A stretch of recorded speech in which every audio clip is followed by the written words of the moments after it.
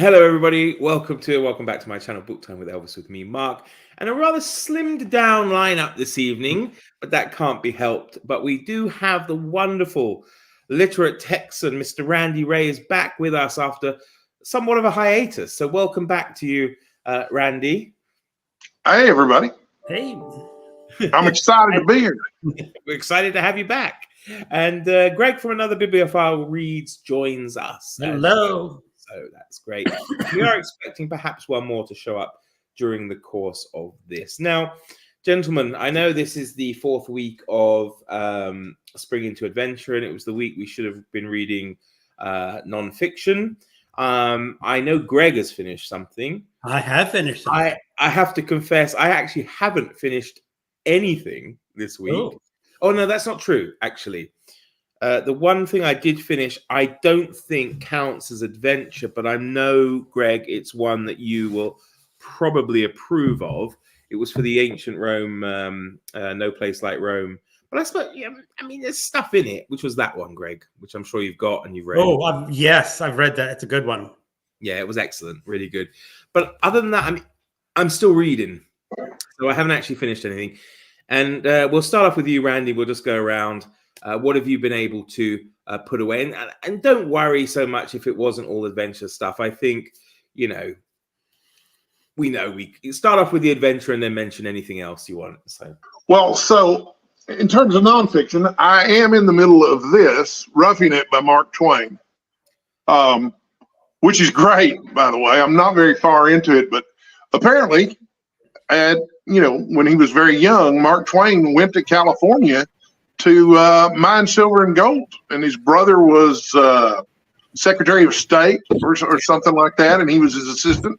But anyway, it's about what you'd expect from Mark Twain, full of lots of colorful characters and interesting anecdotes, and you wonder how true any of it might be. But when I thought of nonfiction adventure, I mean, what could be more adventurous than going west, So yeah, it's really great. Alan's reading it too, so he's a little further ahead than I am. But yeah, I have started that. Let's see, I've got a stack here actually. So I finished She, which of course we all read together. I think I finished it later than anyone else, but I thought this was better than King Solomon's Mines. I absolutely loved She. I thought it was terrific. But yeah, that was marvelous. This is not adventure, but I did read it. The Stranger by I'm gonna try to pronounce his fancy Albert Camus. Albert Camus. Yeah. So left me a little cold, honestly. I know it's one of those really famous, classics that everybody's supposed to love, and I liked it, but I didn't love it.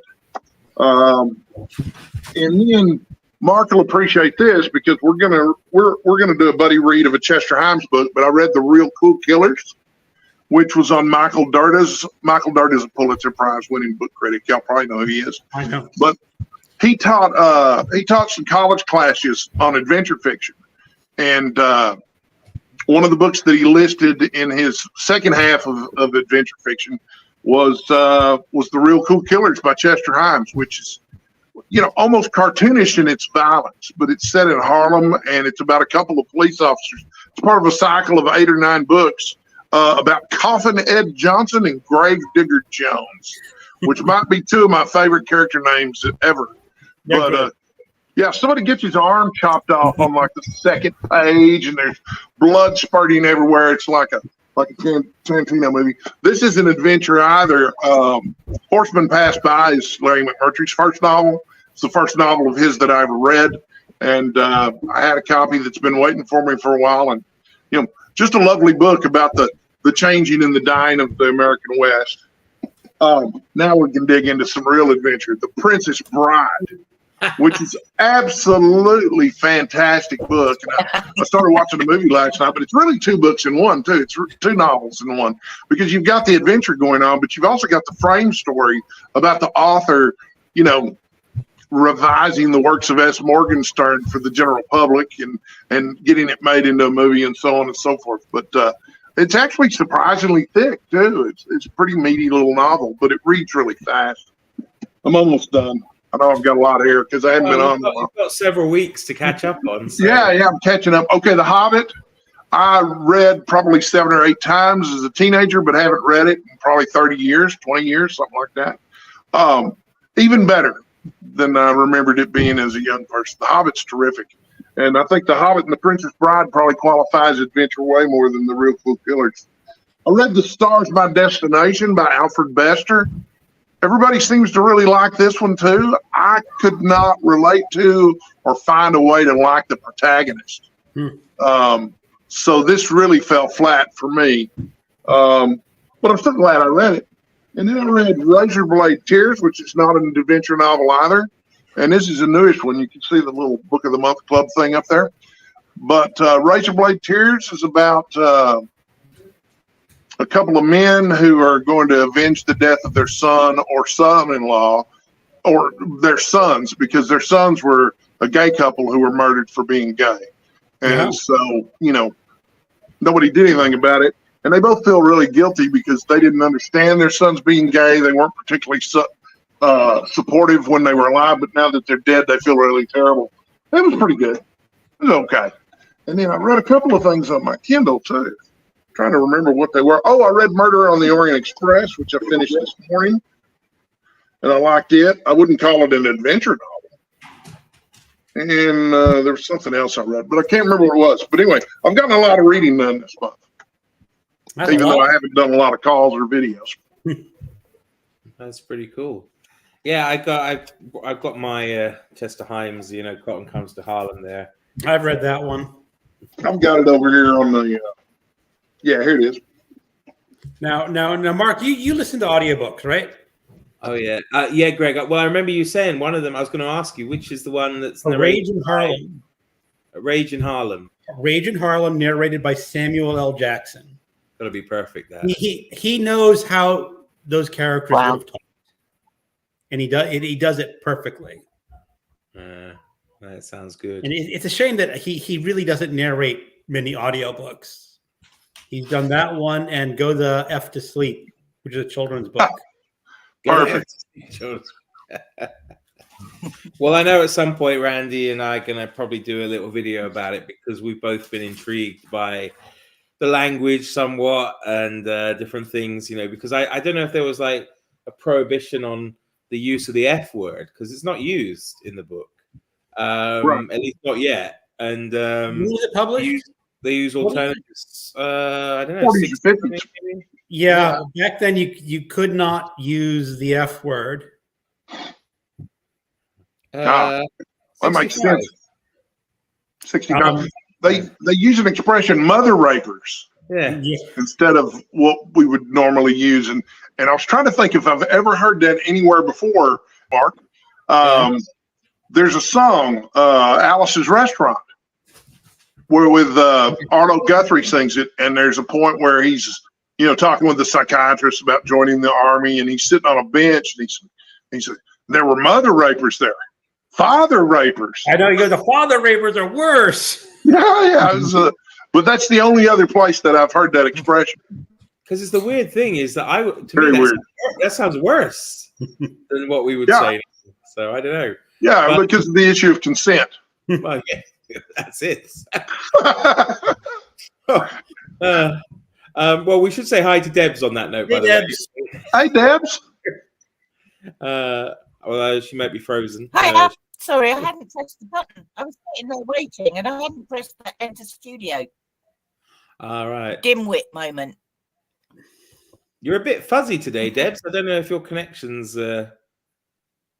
very almost like satellite phone. I don't think it's very good. Well, we'll see how it goes. If we talk over you, forgive us because there seems to be a bit of a delay. But sorry, before it's not your fault. It's the UK probably. It's the Brexit connection, right? Let's just check a couple of the comments before we proceed to Greg. So Andrew's here. Hi, Andrew. Reader's Retreat is here. Hello, Mark, Randy, and Greg. And then hi, Debs, because obviously you came through there. Andrew says he's partway through Agatha Christie Malawan's archaeological memoir, Come Tell Me How You Live. And that's one I certainly acquired after It was mentioned a couple of weeks ago, I think. It seems very interesting. I don't know I if you know really that want to one. read that. No, it looks great. It's her. I guess her adventures with her husband Randy, where they go archaeologicaling in Egypt and stuff. Yeah. Some reprobate here called Mystery and Mayhem has popped in. Hi, fellow adventurers, just dropping in to say hi. All right, Jim. Hey, Jim. Andrew thoroughly enjoyed Henry Rider Haggard's She. Another reprobate has popped in. Howdy, y'all. Sean, stand fast. Yeah, never was anyone misnamed. We always joke he should be Sean, stand slowly. Sorry, Sean. In my case, stand slowly and carefully. Yeah. Yes. That's probably wiser. In audiobooks, I have Hugh Fraser and David Suchet reading Agatha Christie's Poirot. Fantastic. Yeah, that would be nice, just like the series. And genre books is here, Evening All. So there we have it. We've gone through the comments, and Greg, I guess we pass the baton off to you. Okay, I've read a few things. Finish this thing. One of the ones I finished, I'm going to go sort of a little bit in reverse order. I read a book for my book group book called The Great Alone, which is by Kristen Hanna. She's pretty much a women's fiction writer, but it could have been an adventure book, depending on how she did it. It's set in 1974. It's about a Vietnam veteran who has serious PTSD. Yeah, I always get those. And he decides he's going, because one of his army buddies who died gave him some land in this little island in Alaska. No electricity, no running water, teeny tiny town. You can only get there by ferry or airplane. So he takes him out there because he wants to live the manly life and hunt and fish and so forth. But he's a brute. And the thing is, you could have taken that as a beginning of adventure story, but really it's women's fiction because of just how the plot will eventually play out.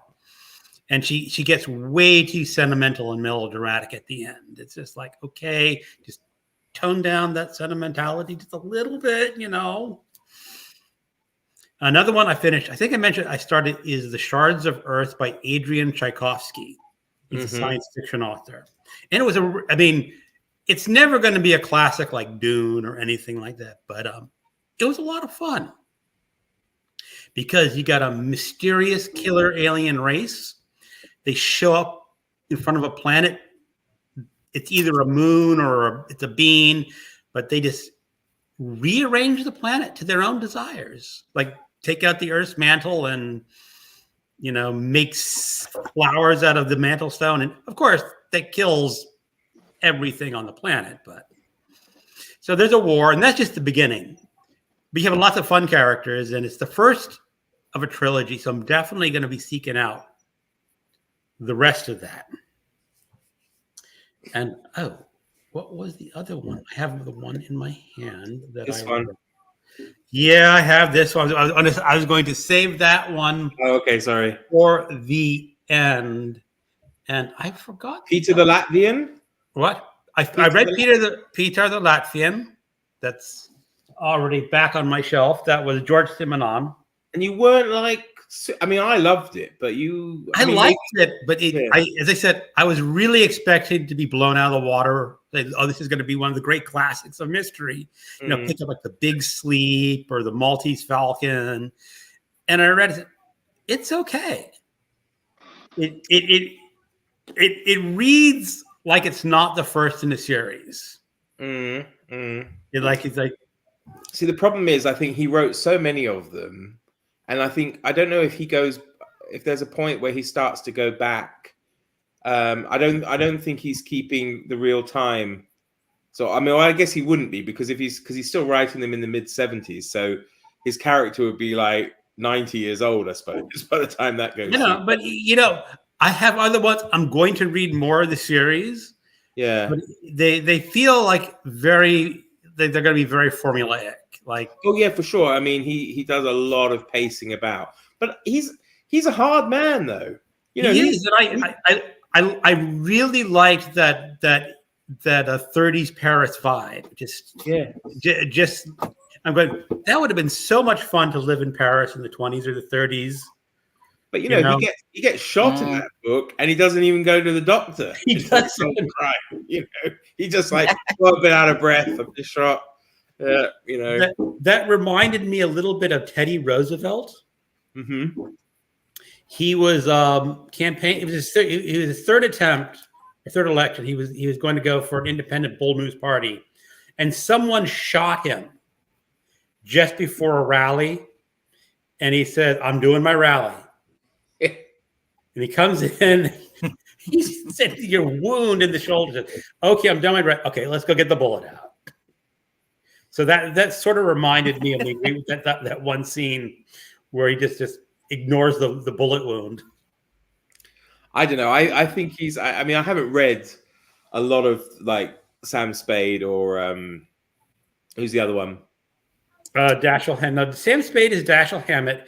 Yeah, that character only appears in one book. Philip Marlowe.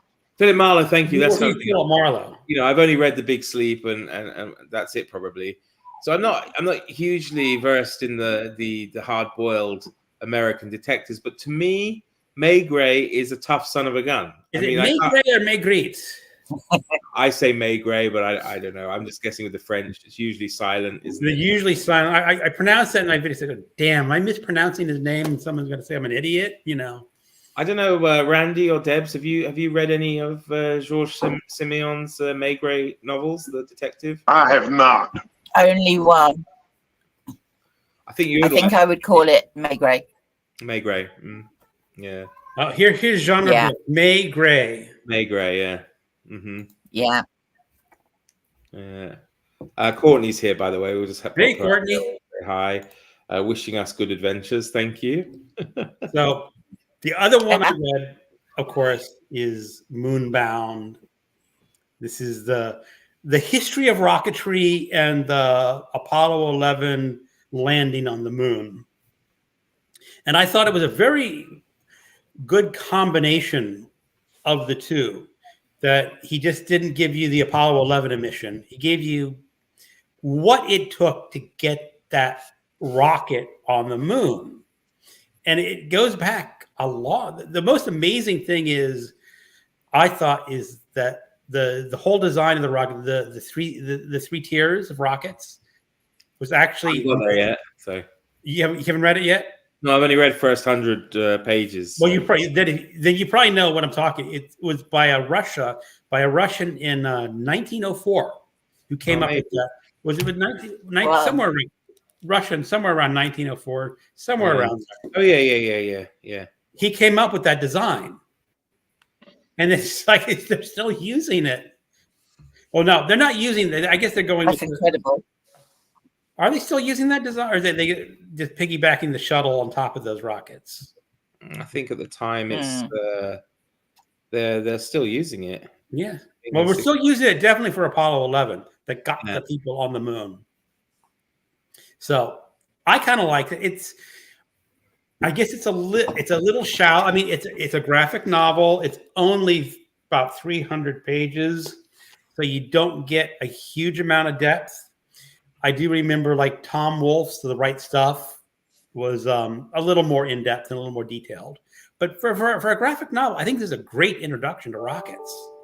Really, I think it's just very well done. It's because it starts off with the guys about to what's the word, break off, with the two of them going to the capsule and Michael Collins staying there. Then it cuts to like something about the moon in general, the kind of history of humanity in the moon. Then it moves to like the next phase of the moon mission, and then it cuts to Copernicus and stuff. And it's brilliantly done. I mean, I've learned a few things from it. Definitely. I really like the fact that what's his name, Tycho Brahe, is it Brahe?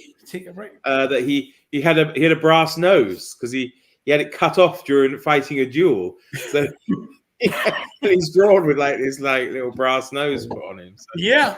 you know. So I thought this was a great little thing for nonfiction. You can read it in a day, maybe 2 days, depending how quick you can read. So, or a week if you're me. But well, it depends what else you're doing in your life. Well, that's it. Yeah. And to be honest with you, Greg, I don't know if like Debs or Randy has the same issue, or if you read many graphic novels, but I find them difficult at the beginning to read because I don't read a lot of them, and I find like I'm looking around, and I'm thinking now, what do I read? Do I read this bit? Do I read this bit first, or this bit first, or this bit first? And it takes me a bit of time to find my, momentum, I suppose. Yeah, well, I don't know if I'm reading it correct, but what I do is I read it like I would read any other book. You start at the top left, read your way down. In occasion, there's a couple of choices you got to go back and forth, but not too much. Like this one right here. I'm just pulling this out as an example. Yeah, you got that little text. Then you read that person's dialogue because that's the highest and the furthest to the left, and that's a little lower and further right. So you read that one second. And this one's a little more difficult, but still, that's a little higher, and that tells me that one's read first. Yeah. Now, that's how ultimately speaking, I don't think it matters if you mix those up because they're so close together. They're so short. Your mind will arrange them in the correct order. Yeah, I loved it. It was great. Yeah, I'm really enjoying it. I think, if anyone has an interest in, even a passing interest, it's well worth just picking up and reading it. And he has another book called Trinity, which is the history of, I guess, the nuclear bomb or something. Oh, yeah. I want to pick that up. I don't know. I might have to get hold of it because you can't get it in Europe. I don't know why. I was able to order it from Blackwell's, I think, but I don't think it's for sale in the UK. Yeah, it's one of these where they order it from the US or whatever, and it comes here. I don't know, but no, so you probably got to pay for all that. You have to order it from America. So, but it was interesting. They were talking about was it Copernicus or Kepler? Like basically, I think it's Kepler. Or Galileo, was it? I can't remember. Wrote basically the first science fiction story. Because he wrote a story about a dream he had being on the moon. Yes. And they said it was like the first... Kepler tells this story in his letter to... the world's first science fiction story. Yeah. About his dream when he was visiting the moon, which is kind of cool. It is kind of cool. So... But I saw they also published, I think it's them, or maybe somebody else, has Ray Bradbury's Martian Chronicles as a graphic novel, and that looks pretty cool. So. Oh, I have not read Martian Chronicles for 30 years, maybe 40 years. So it's one of those that I want to pick up one day when I see it at a thrift store or used bookstore that they have a good copy. I'll just grab it. So we'll just do a couple of comments and then we'll push on with Debs here. So Carmen's popped in here. Hello, everyone. Hello, Carmen. And hi, Carmen. Fritz Lang's Woman in the Moon, the multi-stage rocket used in a film. Okay. And yeah, it was Kepler, not Copernicus, if I said that. So yeah. Super. So Debs. I finished my Historathon / adventure read, Children of Ash and Elm. I'm reading that right now. Are you enjoying it? I am. Oh, okay. Yeah, I think it's quite good. Yeah. I'll go ahead and talk about. I just wanted to mention that I've been reading. I'm reading it right now. I really enjoyed it. I thought it was great. This one. Loved this, The Great Arc by John Kay. This is about how British geographers and mathematicians mapped India and the Himalayas in the 1820s and 1830s. And as Mark pointed out last week, we're all saying Everest wrong. It's Everest. Because it was named after the guy who. How annoying must that be for the person to know that he made great pains to say his name's George, I think George Everest, and the mountain is named after him, and everyone calls it Everest. Especially due to the type of person he appears to be as well. Yeah. I don't think he would have found that very amusing at all.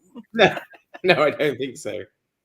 The only other thing I read this week was Journal of Adventures in Somaliland by John Hanning Speak. Oh, and nice. It's the first part of his journal about how he was trying to track the source of the Nile. It was published, she says, in the 1870s, I think. But that's quite fun. But I have to show you what I found today in a junk shop.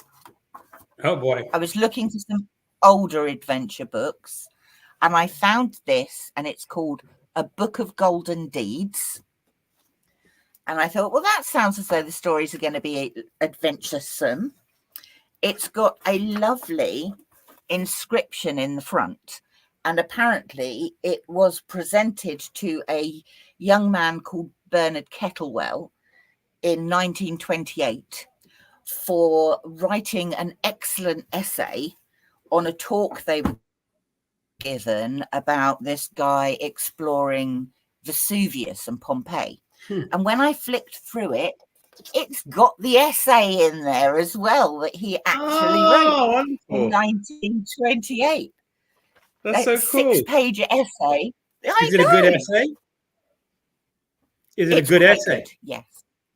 He got 94% for it. So you did quite well. But I thought that was really cool. That's excellent. Yeah, that's a nice find. Yeah, $2.99 in the Oxfam shop. Sounds great.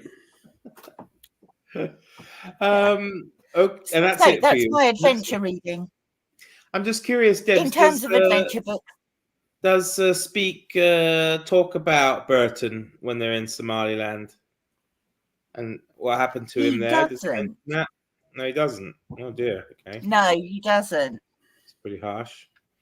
I've also got from Delphi Classic the Richard Burton thing, complete works of. So burning up in the Kama Sutra.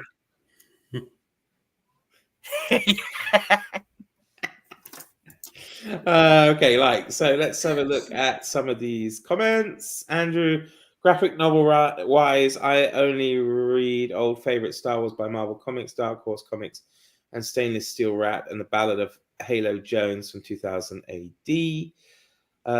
Sean Steadfast says it is annoying when one's name is mispronounced. And Michael's here. Hi, Michael. Good to see you. Hey, Michael.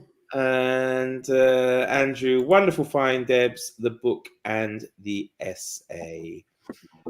Randy, are you before I do my pathetic offering, I have a question. Are you much of a graphic novel reader?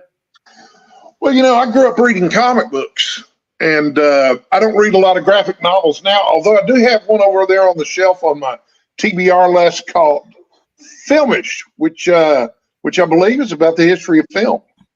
Oh. Yeah, I've started it a couple times, but never finished it. But I found it on a list somewhere of something I should read. But I don't read a lot of graphic novels these days. Definitely don't read a lot of comic books these days, unless I download them to my Kindle. Your dog behind you. So your dog is back there. Yeah, he's just kind of looked up, and he's like looking like he's perched on your shoulder. shoulder. Back there, Brock. You come sit over here with Daddy. He stays wherever I am. He follows me all over the house. When I'm in here reading, usually he's not on the bed. Usually he's over here on the love seat with me.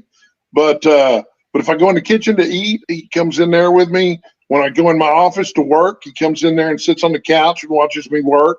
When I'm in the bed, he's in the bed. Wherever I am, he is.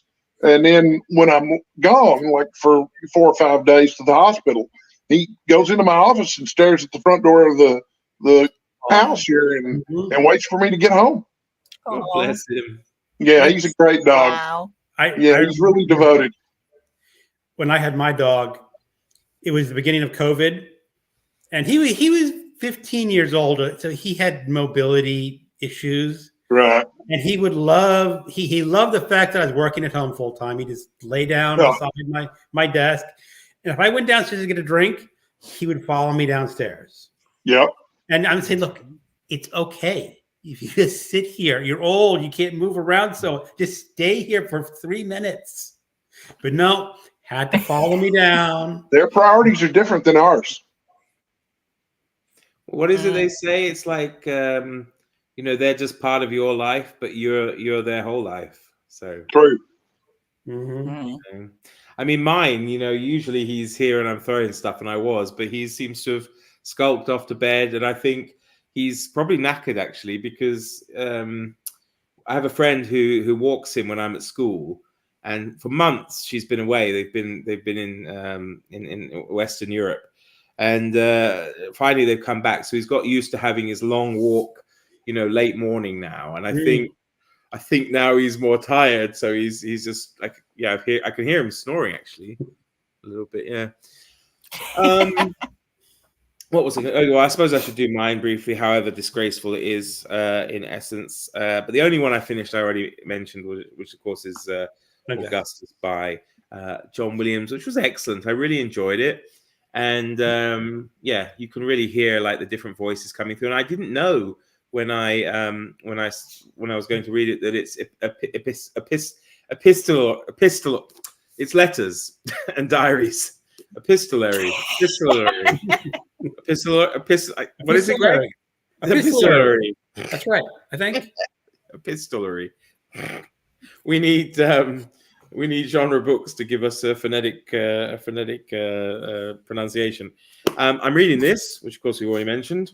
I'm reading this with Randy, which is Colin Comes to Harlem, which I haven't finished, but I'm good halfway through, and very much it's just fun. It's just really fun, and like the way it's the back of it, the way it's set up, and it ends with something like now ace detectives Gravedigger Jones and Coffin Ed Johnson must get the good people of Harlem their money back by any means necessary in a raucous breakneck adventure involving double crosses, erotic dancers, a racist colonel, and a whole pile of bodies. I mean, how can anyone not want to read it after looking at that?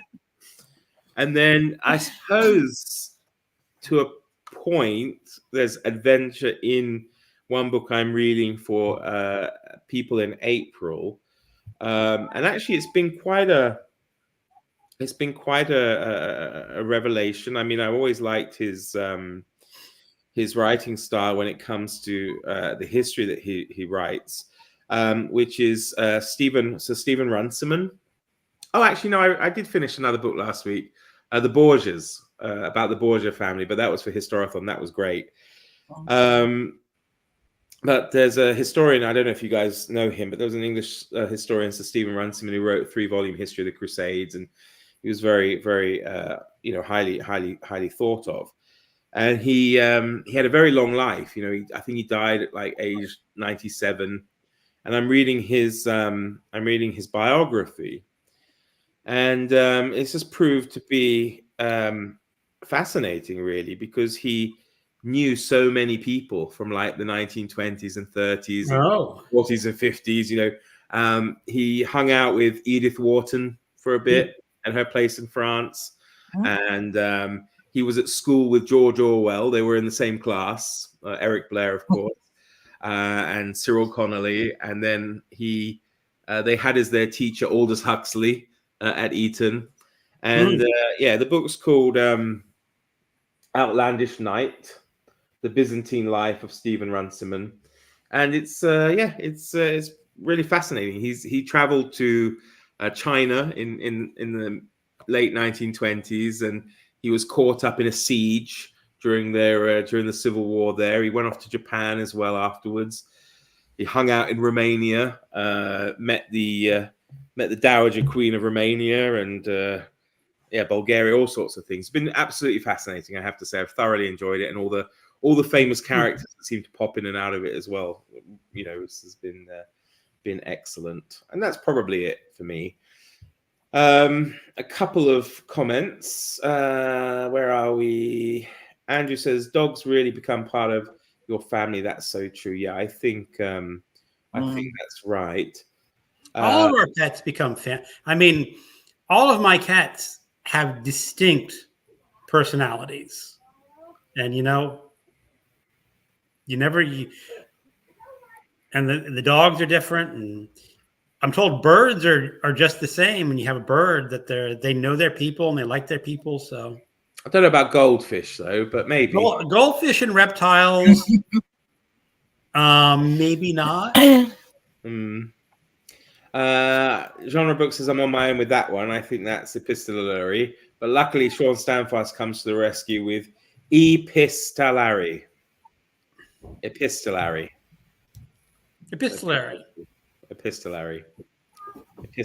books. So yeah, because I'm never sure whether it's I don't know if medium's the right word, or genre, or whatever, or style perhaps. I'm never sure if it's a style that I really like, but then the ones I've read I tend to enjoy, so I don't know. Well, Frankenstein's epistolary. It is. As is Dracula. As is Dracula. Yeah, exactly right. Yeah. As is Carrie. Carrie.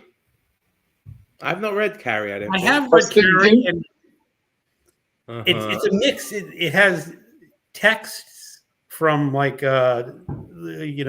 excerpts from textbooks in the future. Excerpts from textbooks, newspaper articles. There are a couple of letters in there, and then there's just some straight up narration. I thought it was a mix of stuff. Is it worth reading, Carrie? I've never read it. He's written a lot better stuff, in my opinion. It was his first, was it? It was his first. Yes. A lot of people really love it. To me, it's a little bit overrated. The problem is I've mentioned this before. Is sometimes when an author's getting started on their books, they have this fire in the belly, especially when they haven't been published or no major publication, and some of their early books just sear with this. And Carrie has a little bit of that. You can see that author this coming out of him, especially in his early books. With Carrie, Salem's Lot, and The Shining, and then after The Stand, I think whatever fire in the belly, he sort of died down a little bit after those 4 books. Yeah, I've not read a huge amount. I mean, again, he's someone I have mixed feelings about, but then I should be honest and say that I think pretty much the ones I have read I have enjoyed. I read Salem's Lot. I think that might be my favorite, maybe. Right. But I also really enjoyed Misery. I thought that was a good read. There was is it Mr. Mercedes? It's the first in a trilogy, but I just read that. The Bill Hodges trilogy. That's okay. I've been reading all of the Holly Gibney books. That's okay. It's good. But I didn't mind it. On the top of the list. But I did enjoy. I never remember it. The one about Kennedy with the date 11/22/63. Yeah, that was good too. I think that might be his best novel. Yeah, you think so? I was hugely disappointed at the end of that book. Stephen King reminds me. Stephen King reminds me of a poem that y'all might have heard. The little girl had a curl right in the center of her forehead. And when she was good, she was very, very good. But when she was bad, she was horrid. And that's the way it is with Stephen King. When he's good, he's very, very good. But then you pick up something like The Tommyknockers or Dreamcatcher, and you're like, oh, my God, what happened? Well, I suppose everybody has an off. You write enough, you're going to put out some stinkers, aren't you? I suppose. Well, the thing is, like we were talking about, is like John Williams. You just held up Augustus. He basically wrote 4 books. I have 2 of them. Butcher's Crossing is fantastic. Now you see, I want to ask you, Greg, because I read Stoner, and I've read Augustus, and I read them both with the same person. Okay. And I was umming and ahhing about reading Butcher's Crossing because I did hear it is extremely graphic in terms of the hunting. Extremely graphic. Yeah, you see, I don't think I can read that. It's sad because I would really love to read it because I love Stoner. I thought it was great. I love Stoner too. Stoner, as I said, he's three. This is his first novel, which I don't know if that was published before or after he died. Not as good as other, but his other three are just top notch. I mean, they're really good. But no, Mark, if animal cruelty doesn't work for you, Butcher's Crossing, you will put that book down because it's just. But he's doing it to show just how brutal those times were and what we did and what people did to the buffalo is a crime, in my opinion. Because that's the thing I didn't know, and it's something also that's put me off reading Moby Dick because I can deal with like. You read She, for example, and they shoot a couple of birds or they shoot a deer, and that's done and dusted. There's no like, what's the word I'm looking for? Gratuitous kind of, details about skinning them afterwards or the quivering bodies or whatever, and which is fine. But I think when it gets into that kind of thing, I don't like it. I don't know. So is Moby Dick as bad as well, really, or not that bad? Has anyone read Moby Dick? I don't know. If I remember Moby Dick, there are some scenes that are very detailed on how they skin whales. Right. Mm-hmm. Mm-hmm. Now, it's been 20 years, so my memory can be faulty, The worst thing is, though, if I read a book and they were skinning some human, it wouldn't bother me less. That's the worst. The worst thing. I'm a terrible person, but yeah, the violence against people in some of these history books and stuff I read, it's just goes over me, no problem. But when it's some poor animal, you're talking to somebody who knocked a star off, what's her name? Connie Willis's Doomsday Book novel, because the novel ended with an unmilked cow. The characters left this poor cow not being milked, and it ruined the whole thing for me. So afterwards, I was like, "No, I couldn't possibly give that 5 stars with that kind of thing happening at the." Well, it's not a spoiler, but it's it's like the thing at the end. And I was like, "No, got to be 4 only. Can't allow that to pass." So yeah, I'm weird like that. But Debs, have you read any John Williams? No. But sounds like I ought to try. I think Stoner gets unfair rap. I mean, it's often called like one of these. What's the term Steve Donahue uses a lot? Like men's bros, bro lit, dude lit, or whatever. Yeah, Stoner's great. I wish Steve were on the call so we could have seen him roll his eyes when we started talking about how much we liked him, because how expressive he is. Yeah, but I can't see what there is to dislike it or to even say that it's like a dude broke. Because I read it with a woman. We read both these ones with a woman, and I didn't see anything kind of specifically dudish about I don't it. mean the whole dude bro thing. I can't quite grasp what they're talking when they talk dude bro lit. Well, I mean, they always mention, is it Infinite Jest? Is it? That one? Infinite Jest, all right. I have a copy of that in there that I'm meaning to start.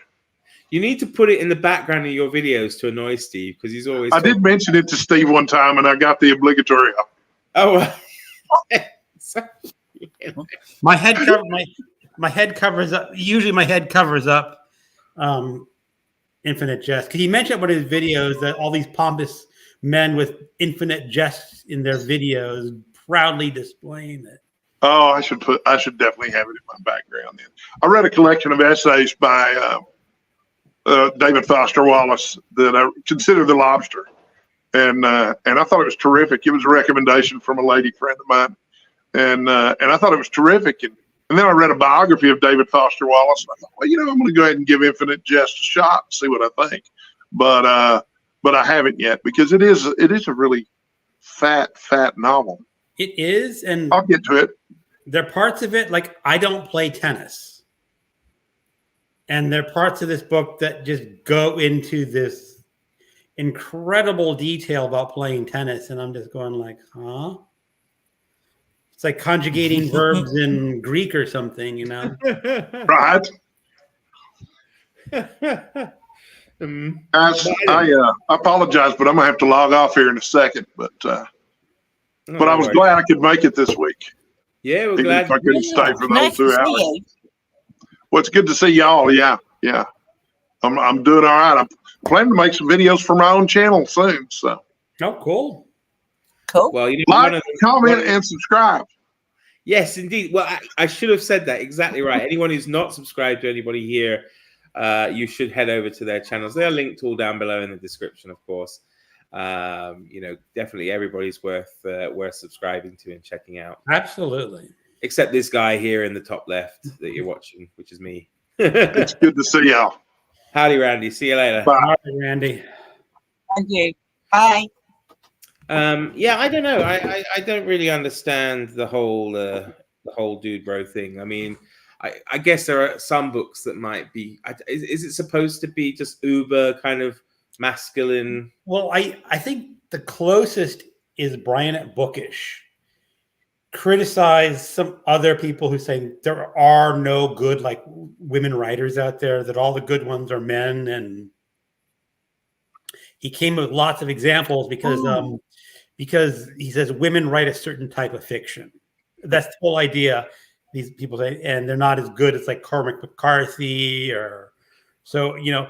Now the problem is because I don't like a lot of women's fiction. Neither do I. There's one book I read for the BookTube Prize. I won't mention it here, but it's about essentially mother-daughter relationships, and mother-granddaughter relationships. And I watched a couple other people who had reviewed it, and they really loved it because they think, oh, she gets this dynamic between mother and daughter really perfect. And it's just, okay, it might be perfect, but as a male looking into it out from the outside, I don't care if her prose is really great and, you know, beautiful and she gets lots of insight. It just does not flow with me. Well, you can't relate to it. And that's part of the issue with some of these books, I think. Is, you know, it's all very well saying, oh, yeah, you need to, you know, I will try anything on anybody's recommendation. Right. But I'm not going to necessarily suddenly switch to reading, you know, books by certain authors just to look like I care about, you know, just to look politically correct when I can't relate to it. You know, I'm not. You know, Mark, that is the subject of a video I want to make this weekend. Because I did. I mean, it's okay to preview what I'm going to do. I did do a video where I did my top 20 great American novels not on the Atlantic list. Of course, they don't exist. Oh, I like it doesn't that exist. One. Yeah, and the great American novel doesn't exist, Greg. There's no America. What are you talking about? I know, but the thing is, I said right away, and he's like, you know, this is not going to be a diversity list. And you know, someone called it. You told me, you know, you had no women on that list. And you know, yeah, I know I didn't, but that's why I want to make a video. Is like, why should I create a list of great books and have a checklist to say, okay, well, you have to have a woman, have to have this race, have to have that gender, or that, you know, ethnicity. It's like, then you're not reading the books you want to read. You're reading. Also, though, Greg, sorry to interrupt there, but I think also what annoys me with people who do that, who say, oh, you haven't got any women on your list, you haven't got any black authors on your list, you haven't got any LGBTQ authors on your list.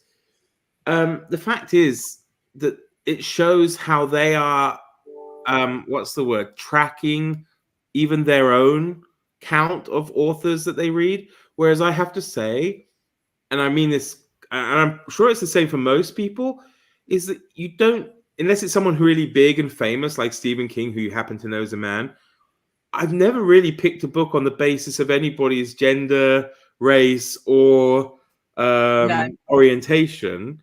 And sometimes I've read books by women that I thought were men, because maybe that's my bias, because they called themselves Alex somebody, or they used like something like J.R.R. Tolkien in my mind. Okay, wrongly assumed they were men. I found out later they were women. Had no bearing at all on me. What they, I don't care. I really, honestly don't care. If it turns out that this book I just read that Greg recommended to me happened to be written by a non-binary, Chinese disabled person, then great, but it's not in my it's not on my radar, like when I'm looking for a book, as to what sexual orientation the author is, what color they are. And I don't understand. I just don't understand. Like, I read one book. It was called Have, Hav, and it was by an author named Jan Morris. And it's yeah, I know. It's a fictional travel log. It's like a travel log. You're going to a city, but the city doesn't exist. It's a completely fictionalized city. And I read it, and I said, "Oh, Jan Morris, this is a woman." And I read it, and I liked it. Well, she was 2 or 3 years later, I learned, oh, that's a transgendered woman who wrote that book. Now, I don't know if she wrote it when she was a he or after he became. I don't know the timeline. It depends. If you find old copies of her histories work, then they're often still under James Morris. I think it was James was her birth name. The problem is, James Humphrey Morris. Yeah. It's not important when I read the book if that person did that. The funny thing though is, like, where I'm living, right? It's not Jan, it's Jan, and that would actually be a man's name anyway. Man's name, yeah. No, I don't. I do buy books. I do buy books on the basis that I like the author's name. Oh, really? People like, that's a cool name. Jamaica Kincaid and Banana Yoshimoto. I will buy purely on the basis that they have a fabulous name, All right. Yeah, well, there's a relatively, I guess she's relatively young, newish kind of historian I like, who at first I did think was a man, just because of the name, which is wrong of me. But she's called Alex von Tunzelman, and she's great. Cool. She wrote this fantastic book about the about Gandhi, Nehru, and Mountbatten, called Indian Summer. And then she wrote one called Real History, which was looking at how history is portrayed in cinema, which was also very good. And then one, I forget the name of it. One she wrote about when the statues were coming down all across America and what's it. And reviewed that on BookTube. That might have been you, Mark. Yeah, I did. Yeah, okay. Because she took I can't remember now how many. Maybe it was 10 or 12 or 15 examples throughout history where statues have been taken down. Now, normally, I will admit I'm not somebody who agrees with taking statues down for like kind of trying to erase history reasons. But when you actually see that it happened, like it happened in America with King George, people were ripping down his statue and stuff. So it was very, very interesting. She's very, very good. There's a dead statue museum in, I think it's in Latvia, where a load of the communist statues they just took and dumped in the woods somewhere, and it's now become a dead statue museum, and I think that would be quite fun to go and see. That actually sounds kind of fascinating. Yeah. Like what is it in the United States? What have they done with all the Confederate statues? Yeah. They should put them in a park somewhere, like dedicated to this as a warning, or as a, it should become something. Absolutely. I think there's one. I think there's one, Debs, in. I think there's one, Debs, also in Hungary as well, maybe, where they have a park full of all the old communist statues. I think it was in the film, maybe GoldenEye, the James Bond film. They have a meeting there. Yeah, so. I just think that's a great use for them. Yeah, Yeah, they should do. I mean, it's like the one in was it Bristol? God blimey, his name is Edward. yeah. Somebody was it? Oh The goodness, one they threw in the dock. Colston. Yeah. Colston, Yeah. yes. Yeah. You know, they should. I don't know if they are. I think they did fish it out, but that should be stuck in the slavery museum. You know, Yeah, it shouldn't absolutely. be like wasted. It should be stuck there as part of the history of Bristol's relationship with the slave trade. You know, they did actually hook it out, but not until Google Maps highlighted it submerged in the dock for a few days while it was still there. You know. A couple of comments here. John Williams, the composer, no.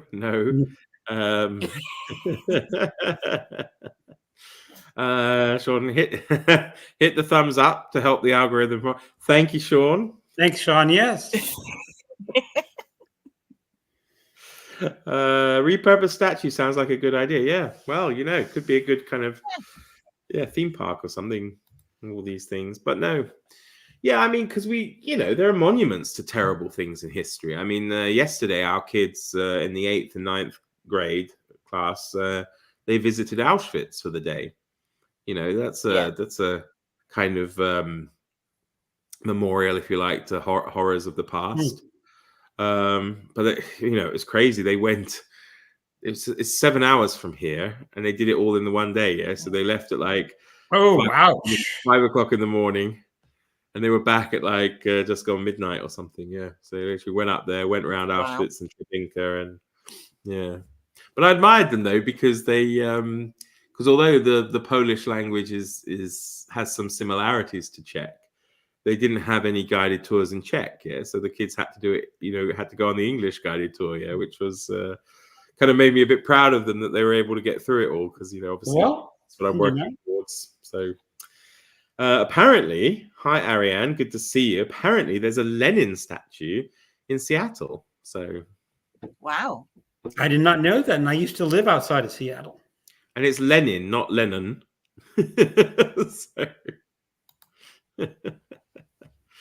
Yeah, I mean, we have them still around. Like some communist things are still here. I mean, there's a end of the Second World War kind of memorial. About, I don't know, 30, 40 meters up that way, up the street. And the kind of fun thing about it is it just looks so communist. It's like this relief, and it has like Russian soldiers kissing babies, and like it has, Czech peasant women giving them flowers, and then there's like partisans with their machine guns shaking their hands and stuff. I'll take a photo and put it in the Voxer group. So, yeah. It was going to be destroyed in Russia, and an American bought it. All right. I thought maybe Lenin rather than Lenin, but I just think it's one of those things that if you destroy all the evidence of it, you run the risk of forgetting that it ever happened. Mm-hmm. So, and I don't think that's a good idea. It brings us back to Greg's favorite topic and one of mine, which is the whole censoring of books. Right. Exactly.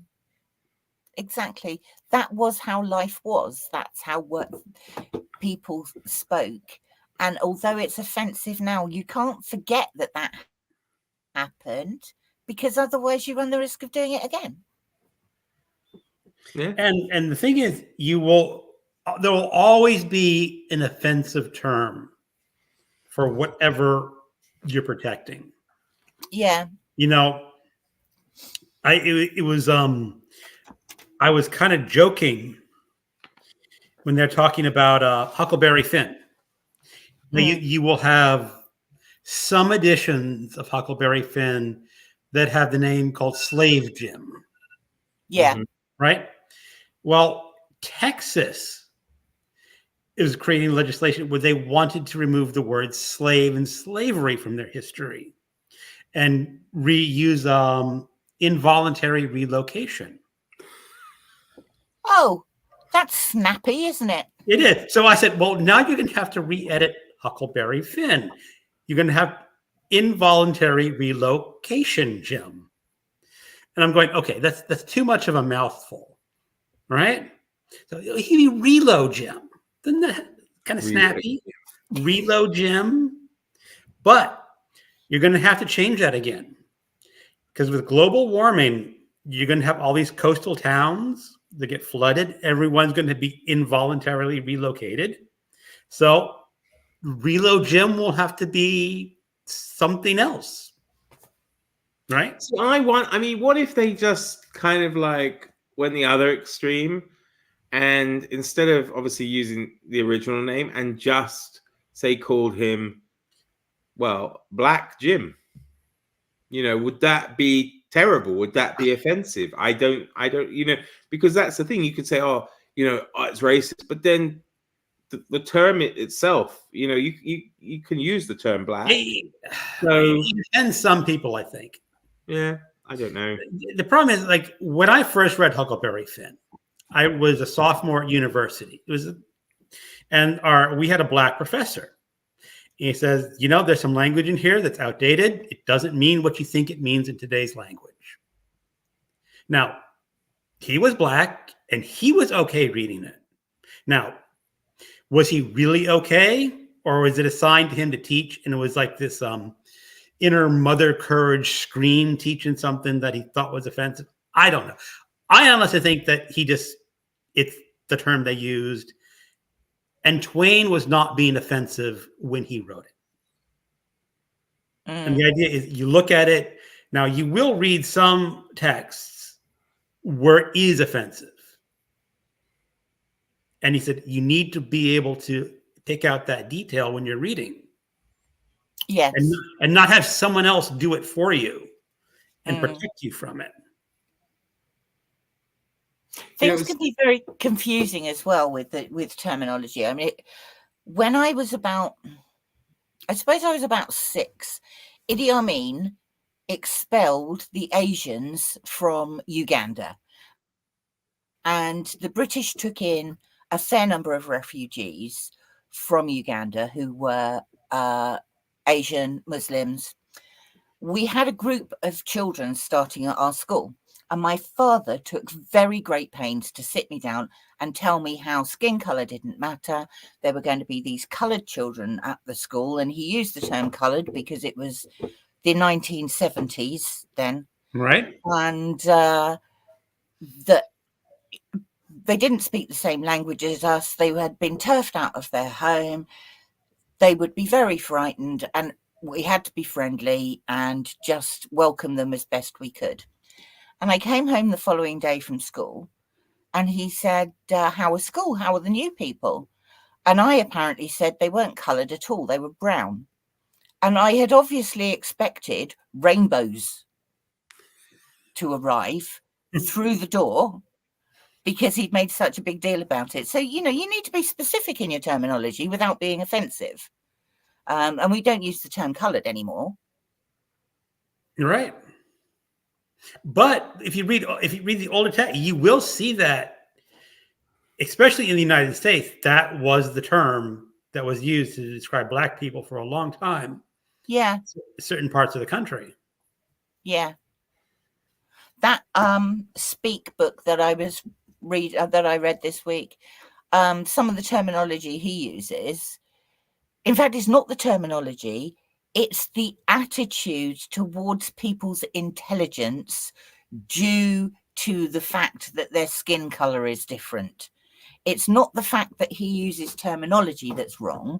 It's the whole concept of how different people are to your nice white English gentleman. There was that definite air of superiority. Oh, very much so. Yeah. That I'm an Englishman and I'm better than all you natives in whatever country that's not England. But playing devil's advocate perhaps for a little bit here. We have a broader view of the world. We know more about cultures than these people knew on a wider scale. Yeah. But if you are being simple about it, if you're coming from this great industrialized country, you're wearing the finest, cloths and clothes and stuff that are clothing you. You've ridden on trains in England. You've sailed there on this amazing ship.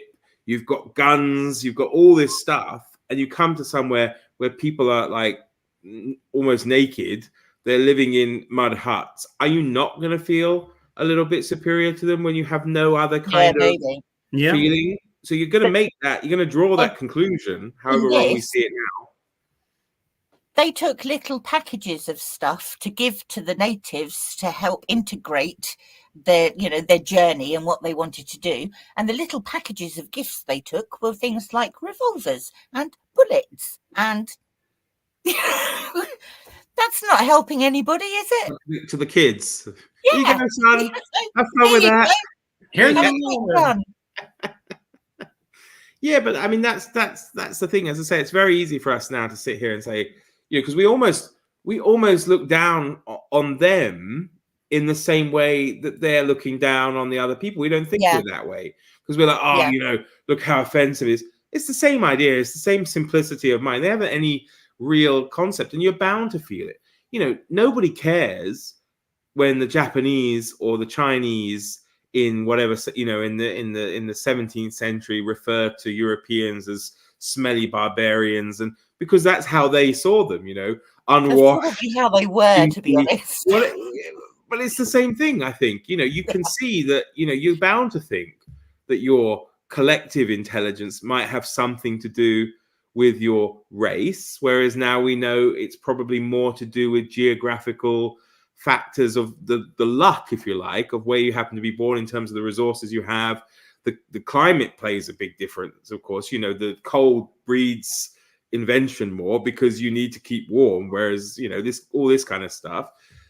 But you can see how they make that jump, I think. And I think it's kind of wrong for us to like, oh, look at these idiots saying this thing, because to me that's no different than those people then saying to the native, about native people, look at these people, they got no clothes on, we must be so much more advanced. Same thing. That's a good point.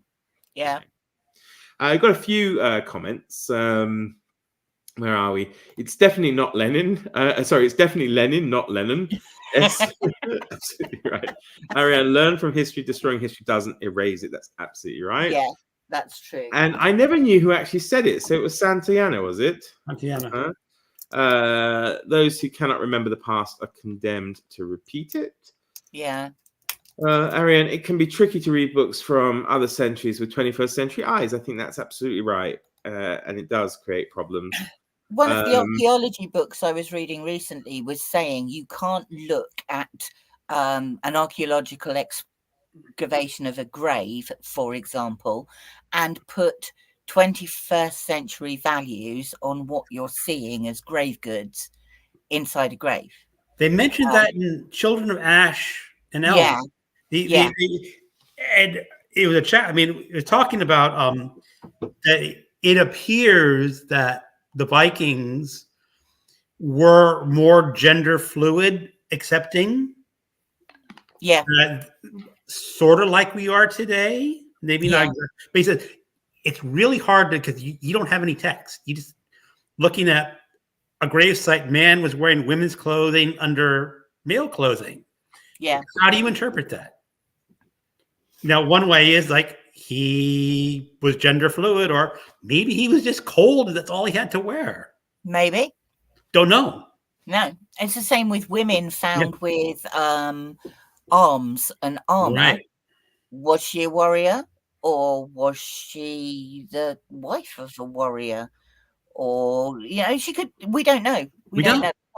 Just guess. But like he mentioned it.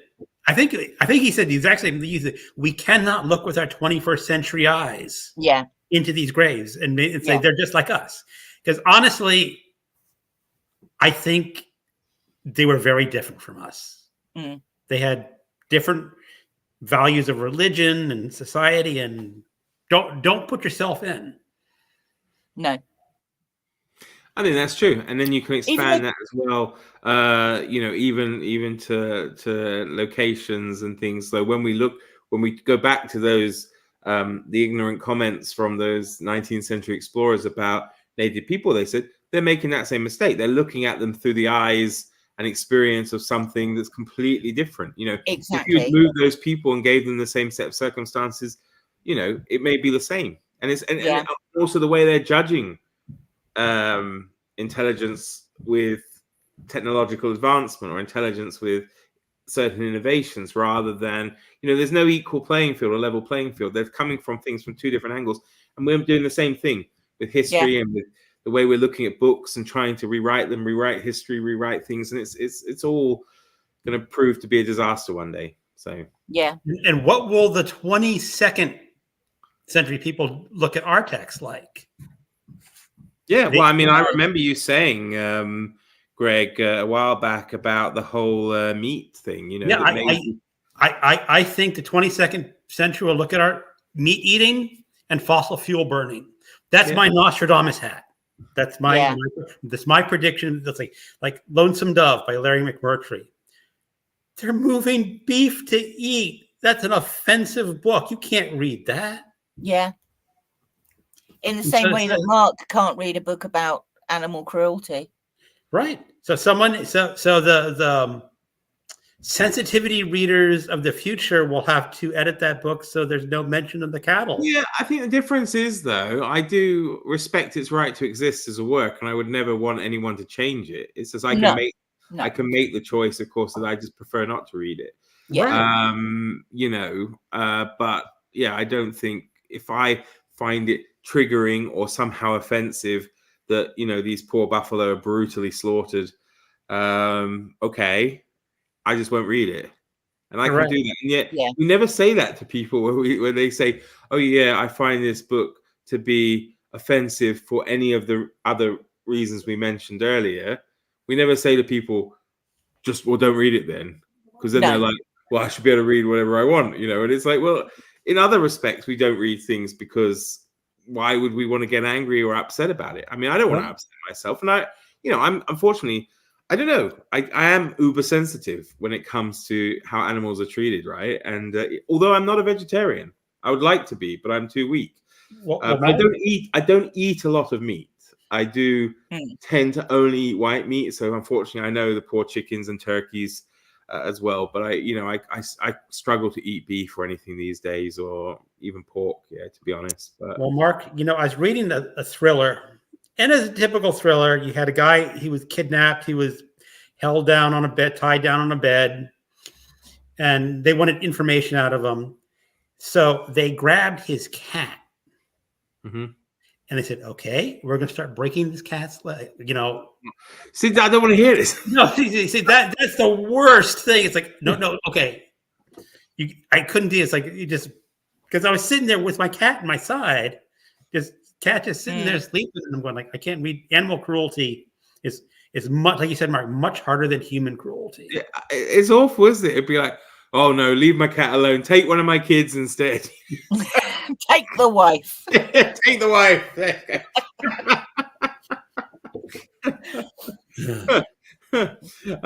We've got a few comments here though. Sean, isn't people of color still used? Yes. I really don't know. It is in the United States. People of color, but not colored people. Mm-hmm. I think is used. You know, there were really bad. Just wait a decade; it'll be something else. Yeah, absolutely. There were Africans who were educated in English schools. That's true. They often came. They often had the same views and looked down on other Africans. Yeah, but because again, they've got a different perspective, haven't they? I think Sean means in the 19th century. Same with Indians, I think, as well. You know, a lot of Indians found themselves educated at British public schools and, you know, Oxford and Cambridge. And of course, they had a different perspective when they got back to India. Gareth's here. Hi, Gareth. I found this a bit late. Hi, everyone. And Sean has another comment here. There's a fabulous Australian documentary called Barbucuria, where Aboriginals discover modern-day suburban Australia and interpret it from their point of view. Yeah, that would be interesting. That sounds interesting. Yeah. Because we forcibly schooled the Aboriginal children, didn't we? Took them away from their homes and families, stuck them in English schools, and then stuck them with English families to raise them. And that was going on until the 1970s.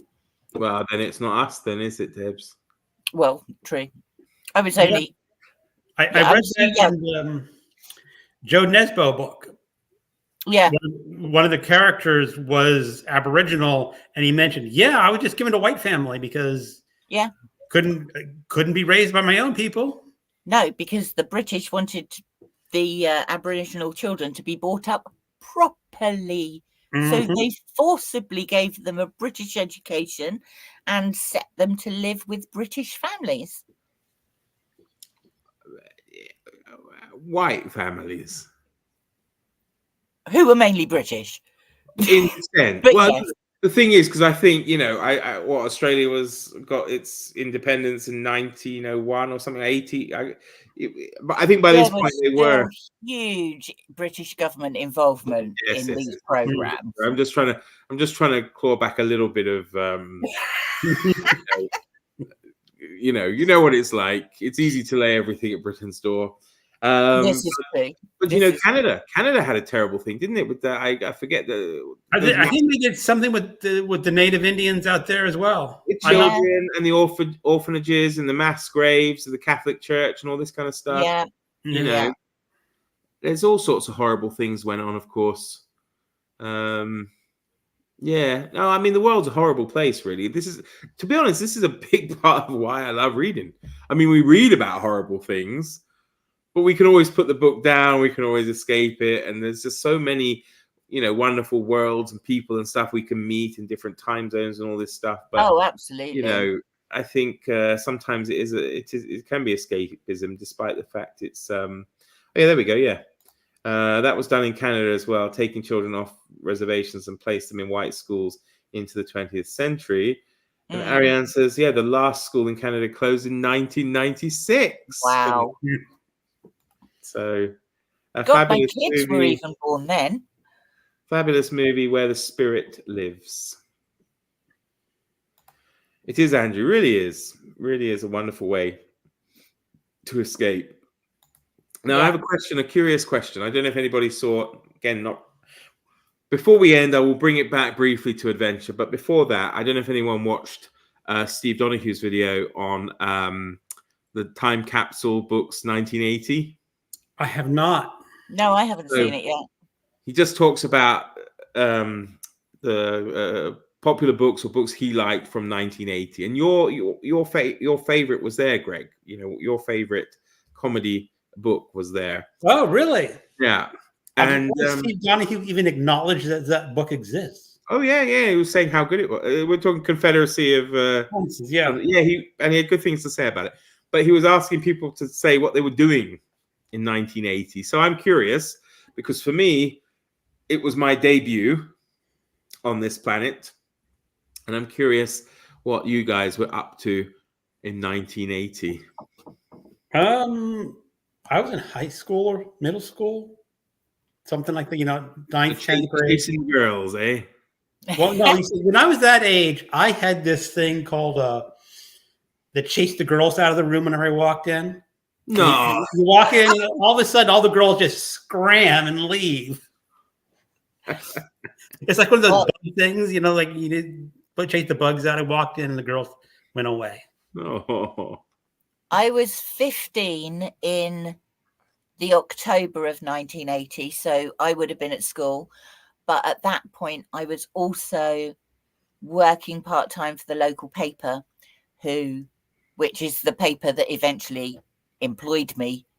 I think because the editors decided it would be quicker to employ me, put me on a full 4-year apprenticeship, and then I'd leave than not to employ me and have me knocking on his door ad infinitum till the rest of time.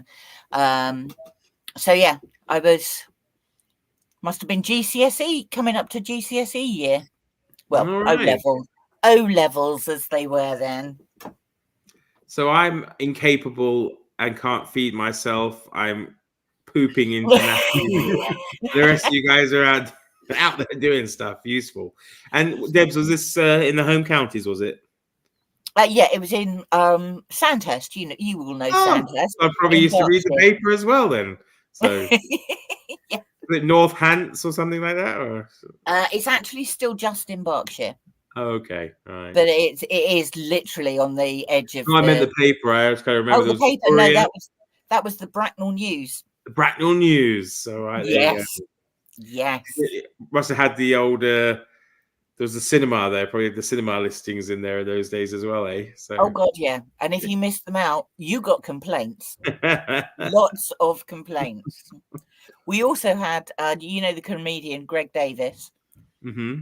He was a geography teacher at our school after I left. Right. I think he might be about the same age as me, but yeah, he looks like he would have been a teacher and a geography teacher at that as well, doesn't he?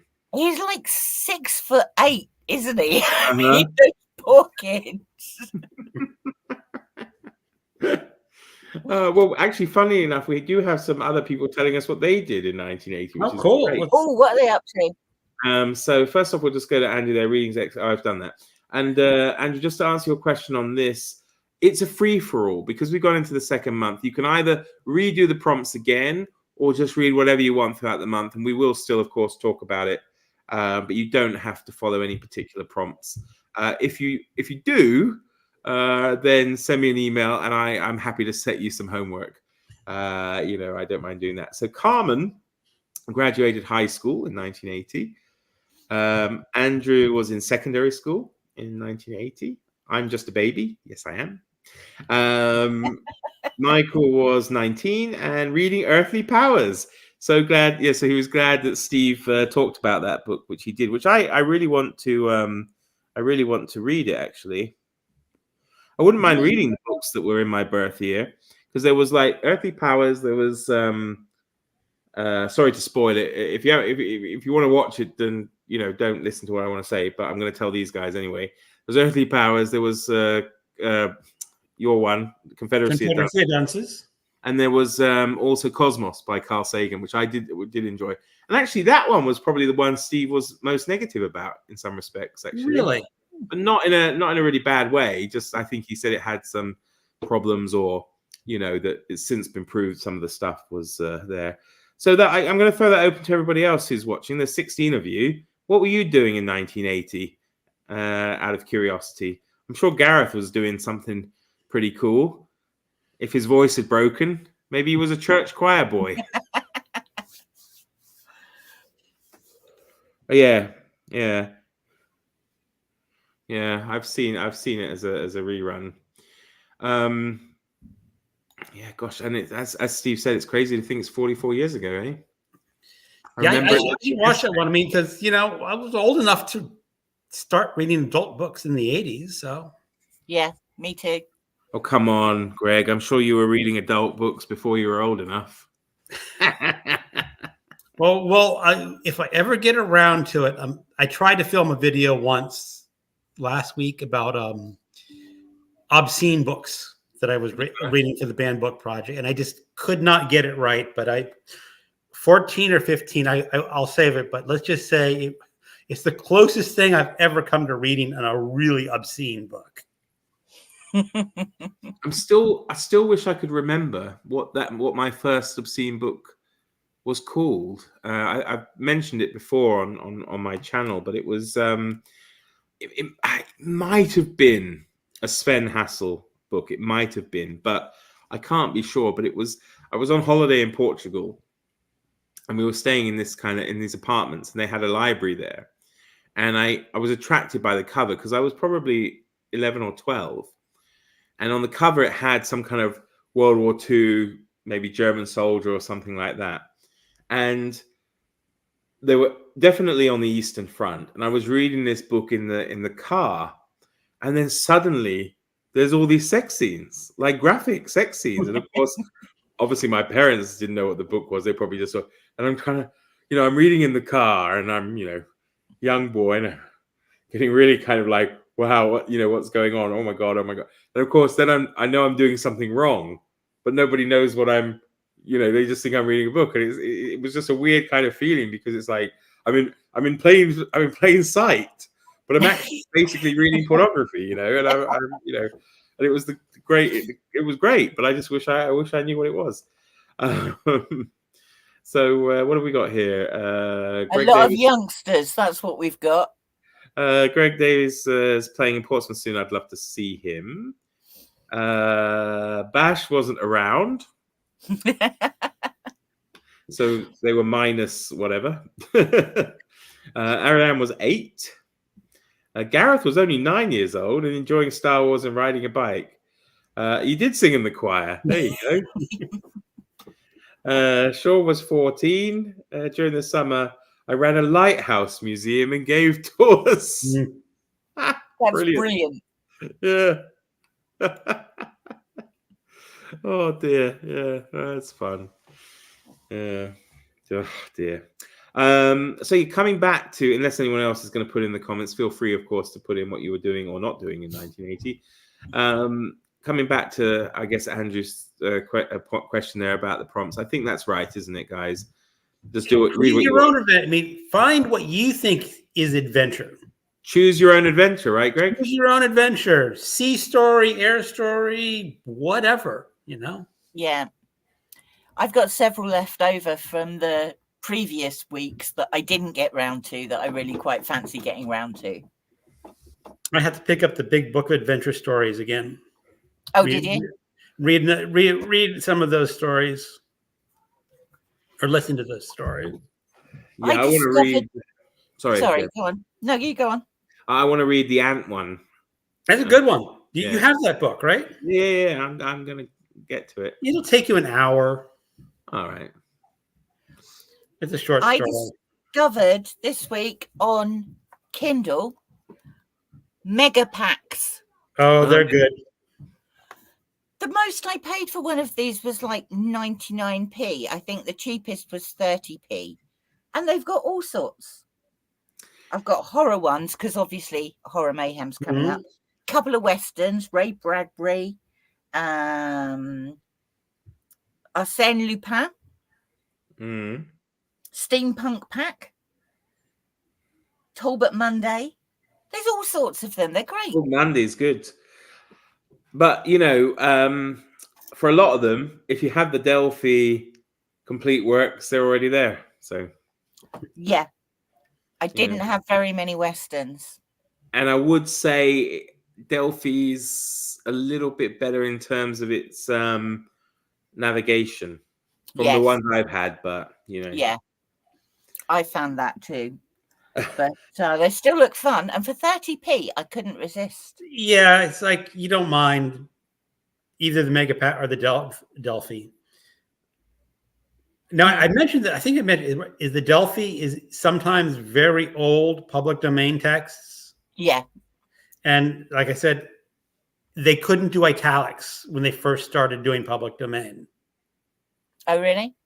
No, it's like the Sherlock Holmes story is to Sherlock Holmes, she was always the woman, and these italicized. But the early ones in public will have that word "the" capitalized. Oh, that's quite because the early tech couldn't do it. Yeah, I think they've got better since then. They've definitely gotten better, but you will see some of the old ones. Like I have a collection of Jack London. Anything italicized in those books are just capitalized. Yeah, and it's really more annoying than it should be. Yes. Yeah. I do like the fact, though, that if you get the complete works of things, sometimes they have biographies and criticisms of their works in the back of it, and they're quite fun. But the mega packs tend to be, they're not public domain texts necessarily. Some are. Some aren't, yeah. Well, it also depends geographically as well. You know, because some, you know, there are a lot more things are available in Canada, for example, in the public domain. From previous, so for example, James Bond, you can get a Delphi complete Ian Fleming from Canada because they were in the public domain. The laws have changed now a bit, but I just want to go to the comment here from Tom. We're all too young. He was 44 in 1980. So, wow. You know, I'm an English teacher. So that means, Tom, you're either pushing or close to 88 now, I suppose. That's pretty good going. Good work, that man. And still reading, apparently. That's good. And still younger than Steve Donahue. So. Oh, Pete wants to know if there's still a discussion group. Yes, I was coming to Michael's comment there. So, Michael, it's Michael, isn't it? Yeah, there is, and you should contact the man above you in the comments there, or me, I suppose. As well. No, I'm not part of the terror, so don't contact. No, sorry, I meant the man above Pete in the comments, not me. Oh. Michael, which is Sean. So Sean's running the Terror Voxer group.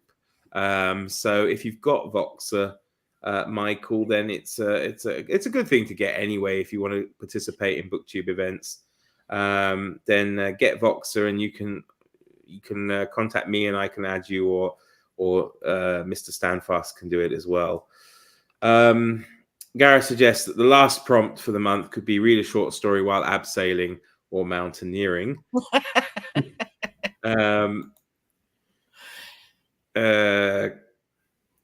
Carmen says, my adventure rabbit hole has been sea or water related. Okay, yeah, that's I don't know why I was just starting to think it was rabbit or water related. I misread that completely wrong. Oh, adventurous rabbits, yeah, why not? Okay, 82, but still, that's very good, Tom. That's awesome. Still younger, of course, than Steve Donahue. And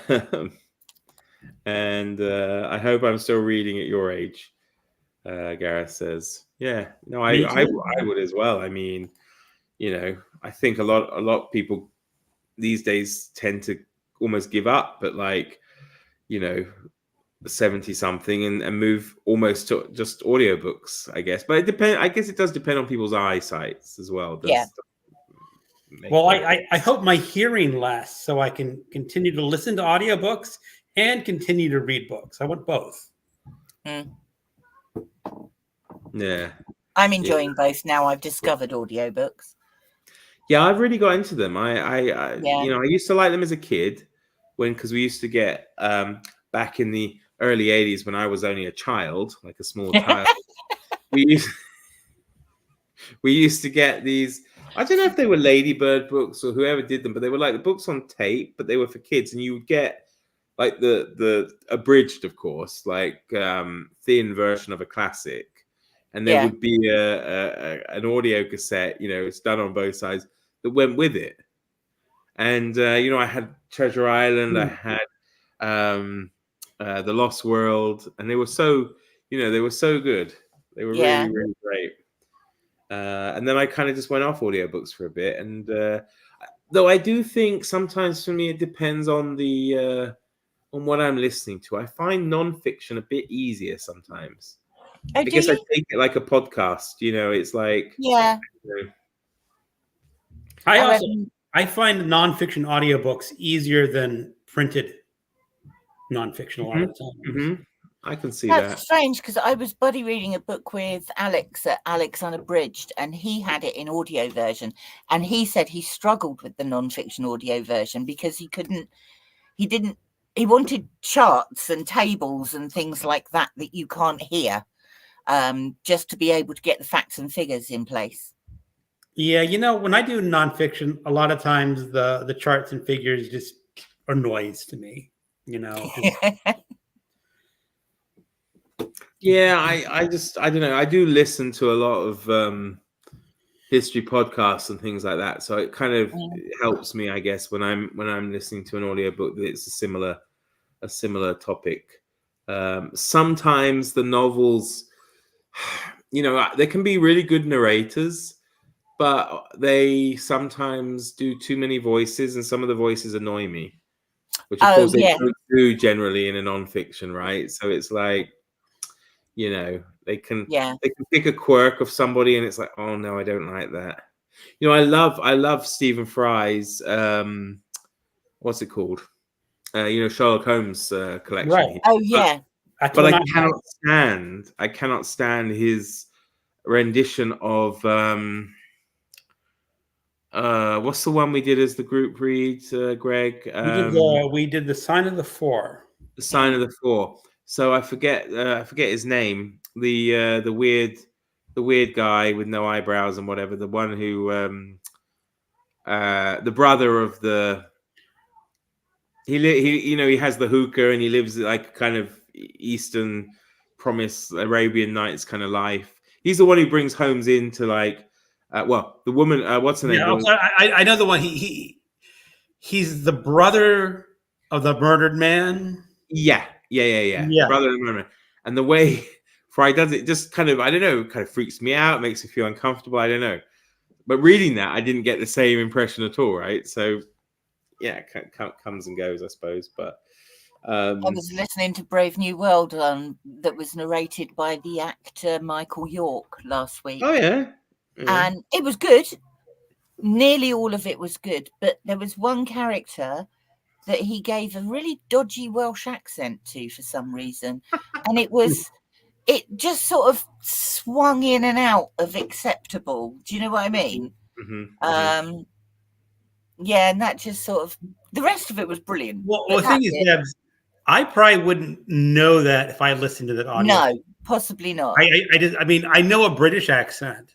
Yeah. But I don't know where in Britain every accent, like now in the United States, I can understand like a Southern accent, a Texan accent, New York accent. I can understand a New York accent and a New England accent, but yeah, yours are probably recognize New York, but that's other than that, it's an American accent to me, just like it's a British accent to you.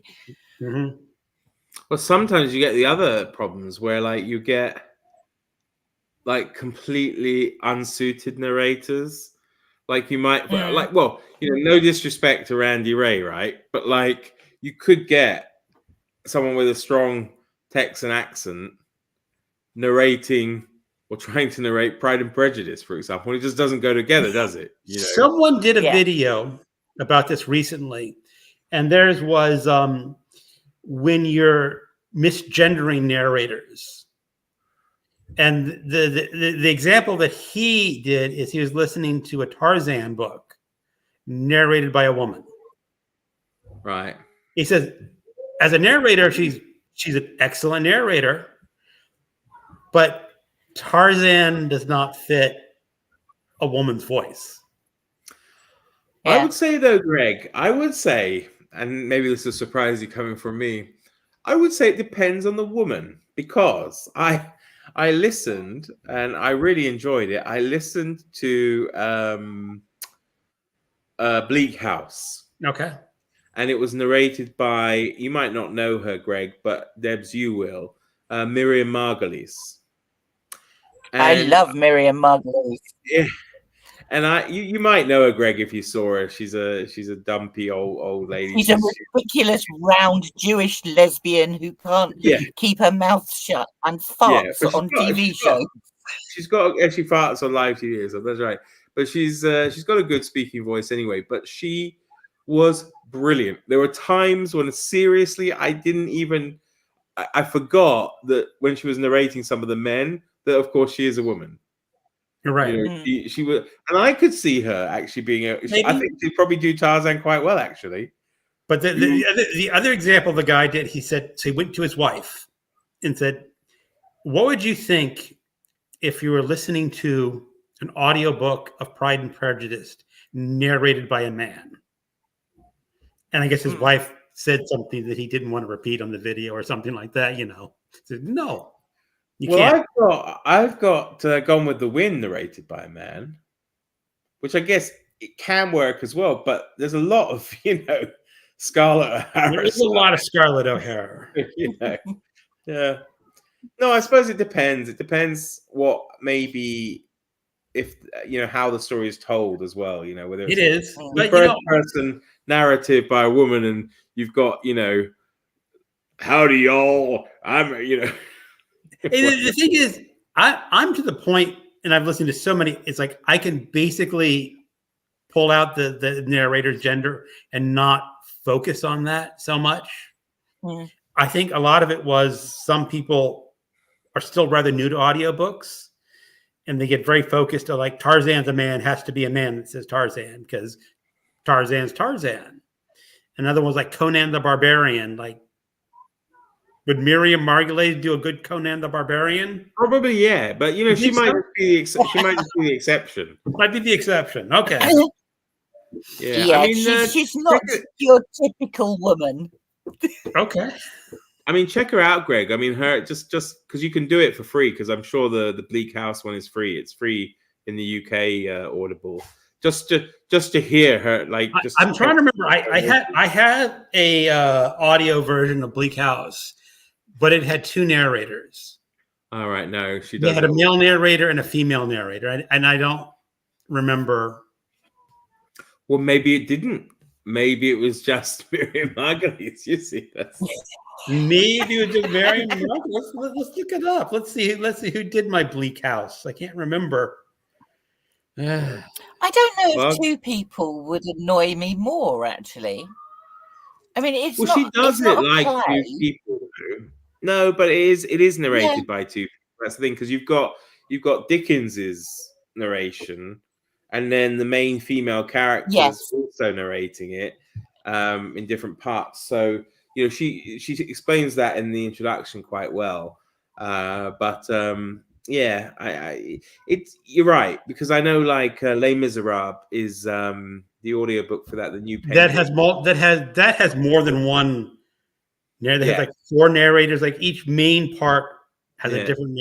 And I think they did that because that book is just so freaking huge that they said, okay, you do this first part, you do the second. So, but you know, it works. Now, what does not work in audiobooks for me is when you have multicast. And let's say you have a narrator. Now, the one I'm thinking of is Dan Simmons' famous book, Hyperion. There are 6 stories narrated by a character. So each character gets to narrate their own story. And then you have an overarching narrator in the book. But when these characters meet and have dialogue, the narrator for the dialogue speaks that part. So you say, Bob said this and James said that, and they change out the narrators in the dialogue. And it just was very confusing to me that way. Especially since it, like, let's say in the text, it's like, well, hi there, Jane, said Bob. Well, they just cut out the said Bob from the text and just have the narrator speak the part. You know, that is something that actually, I forget what I was listening to. You reminded me. In something I listened to recently, and it's and I forget what it is. It's a well-known work, and it's highly regarded. And I remember thinking, oh, that's really shoddy, because the narrator was reading it, and it was like, blah, blah, blah, blah, blah.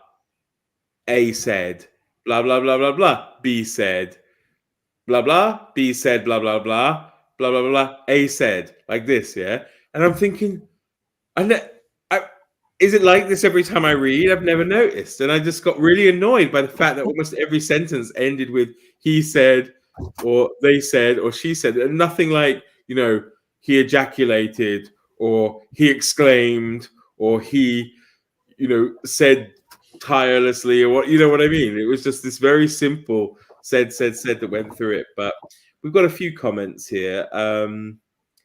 Andrew still has enough ejaculations ejaculations during she. Yes. No more ejaculations, please. I still have the audio cassettes of Star Wars novels. Oh, cool. Someone made a comment about Rise and Fall of Dinosaurs, that it helped to see graphs, illustrations, which you don't get on audio. That's true. I actually had both for that book. When I did it, I was listening to the audio, and I went out to the library and got a physical, and I mainly just listened to the audiobook. I didn't find the pictures and the graphs in that extremely helpful, but that was just me.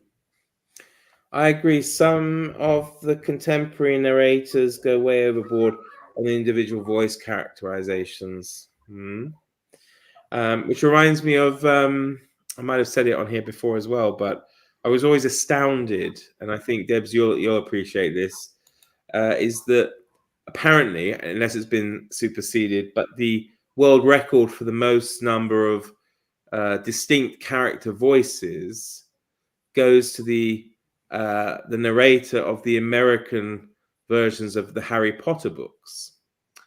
And, in Britain, the Harry Potter books are narrated by Stephen Fry. However, I don't know if you know those, but in America, they're narrated by Jim Dale. Oh, really? From the Carry On films. Yeah. And he's apparently is on a bit, isn't he? Well, yeah. He's older than Tom here, I think. But he does an amazing job. I listened to his version of the Sorcerer's Stone instead of Philosopher's Stone. But and actually, I have to say, I think I preferred him to Stephen Fry. I know that sounds sacrilegious.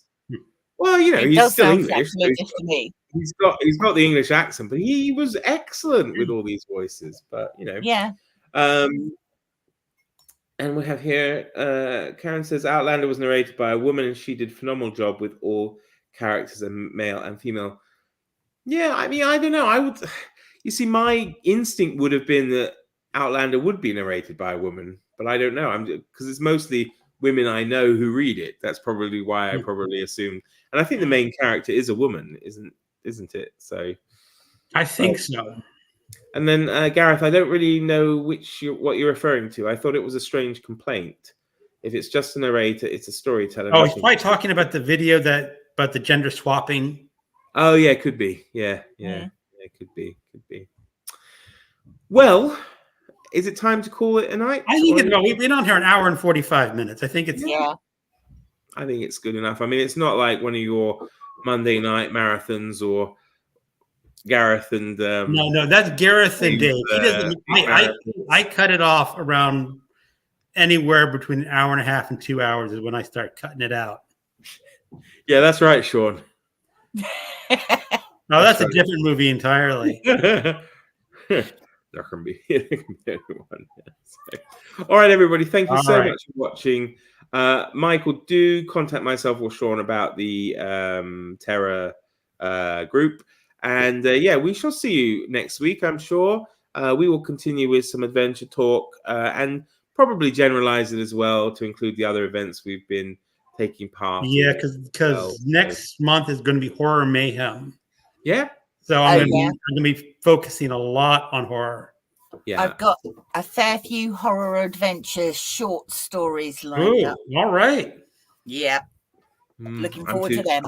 I might be too scared to join in, as long as there's no nasty animal stuff, no Cujo or anything like that. So, all right, everybody, thank you so much. Take care. All the best. Thanks for joining us. Bye. Bye.